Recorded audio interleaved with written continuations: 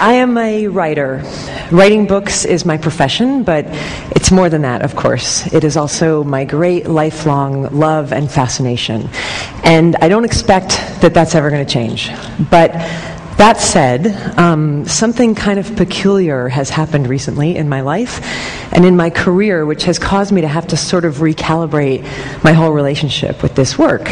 And the peculiar thing is that I recently wrote this book, this memoir called Eat, Pray, Love, which decidedly, unlike any of my previous books, went out in the world for some reason and became this big mega sensation, international bestseller thing, the result of which is that everywhere I go now, people treat me like I'm doomed.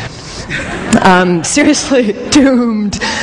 Like, they come up to me now like all worried and they say, aren't you afraid you're never going to be able to top that?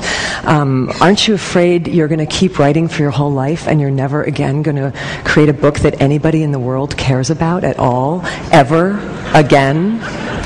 So that's reassuring, you know. But it would be worse, except for that I happen to remember that over 20 years ago, when I first started telling people when I was a teenager that I wanted to be a writer, I was met with this same kind of sort of fear-based reaction, and people would say, aren't you afraid you're never going to have any success? Aren't you afraid the humiliation of rejection will kill you? Aren't you afraid that you're going to work your whole life at this craft and nothing's ever going to come of it and you're going to die on a scrap heap of broken dreams with your mouth filled with bitter ash of failure? Like that, you know? And the short answer to all those questions is yes. Yes, I'm afraid of all those things. And I always have been, and I'm afraid of many, many more things besides that, you know, people can't even guess at, like seaweed and other things that are scary. But when it comes to writing, the thing that I've been sort of thinking about lately and wondering about lately is why. You know, is it rational?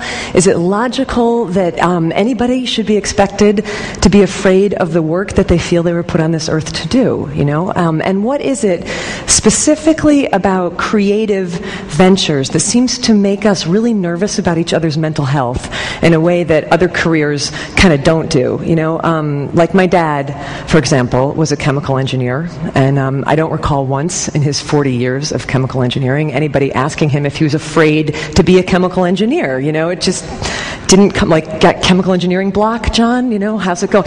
And it just didn't come up like that, you know. But to be fair, right, chemical engineers as a group, you know, haven't really earned a reputation over the centuries for being alcoholic manic depressives, and we writers, you know, we kind of do have that reputation, and not just writers, but creative people across all genres, it seems, have this reputation for being enormously mentally unstable. And, you know, all you have to do is look at the very grim death count in the 20th century alone of really magnificent creative minds who died young and often at their own hands, you know. And even the ones who didn't literally commit suicide seem to be really undone by their gifts, you know. Norman Mailer, just before he died, last interview, he said, every one of my books has killed me a little more.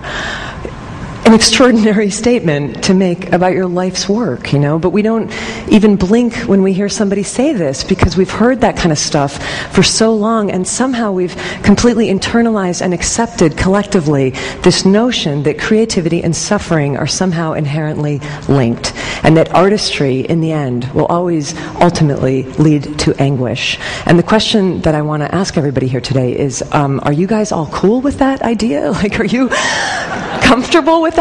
Because you look at it even from an inch away, and, you know, I'm not at all comfortable with that assumption. I think it's odious, and I also think it's dangerous, and I don't want to see it perpetuated into the next century. I think better if we encourage, you know, our great creative minds to live, you know, and I definitely know that in my case, in my situation, it would be very dangerous for me to start sort of leaking down that dark path of assumption, you know, particularly given the circumstance that I'm in right now in my career, which is, you know, like, check it out, I'm pretty young, I'm only about 40 years old, I still have maybe another 4 decades of work left in me, and it's exceedingly likely that anything I write from this point forward is going to be judged by the world as the work that came after the freakish success of my last book, right?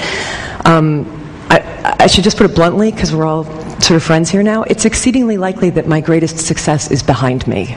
So Jesus, what a thought, like that's the kind of thought that could lead a person to start drinking gin at 9 o'clock in the morning. And I don't want to go there. I would prefer to keep doing this work that I love. And so the question becomes how, and so it seems to me upon a lot of reflection that the way that I have to work now in order to continue writing is that I have to create some sort of protective psychological construct, right? I have to sort of find some way to have a safe distance, between me as I am writing and my very natural anxiety about what the reaction to that writing is going to be from now on.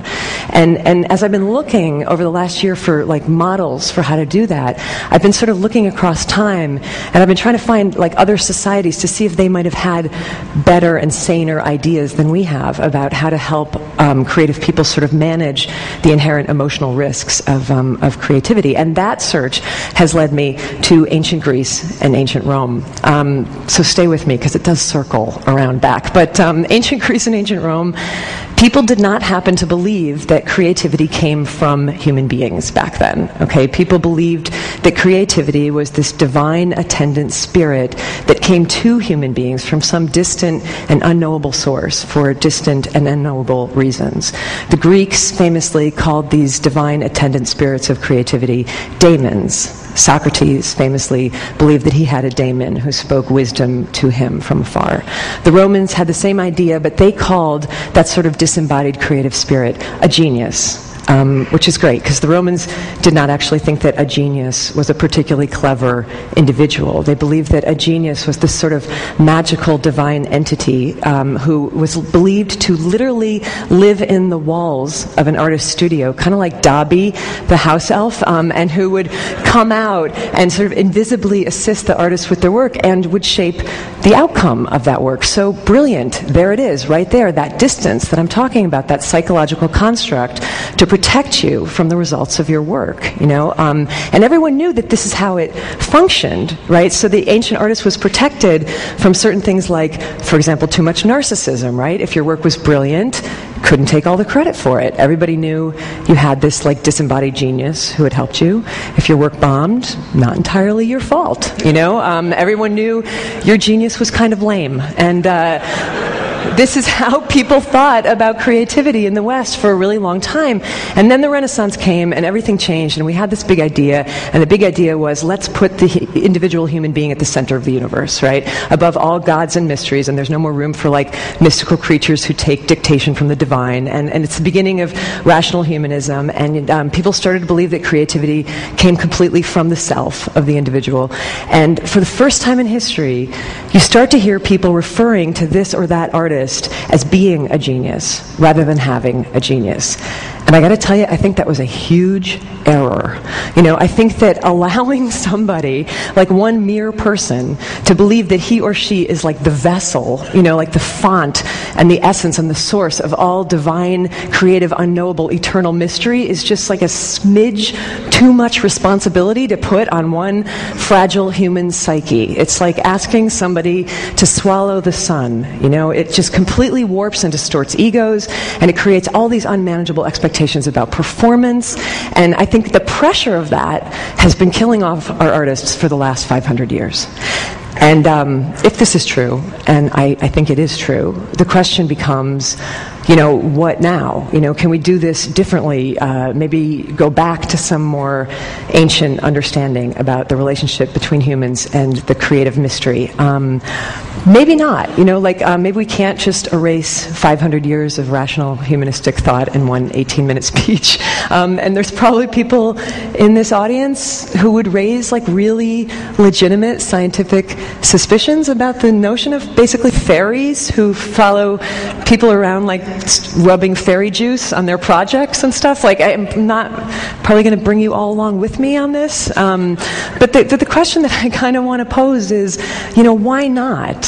Why not think about it this way? Because it makes as much sense as anything else I have ever heard in terms of explaining the utter maddening capriciousness of the creative process, a process which, as anybody who has ever tried to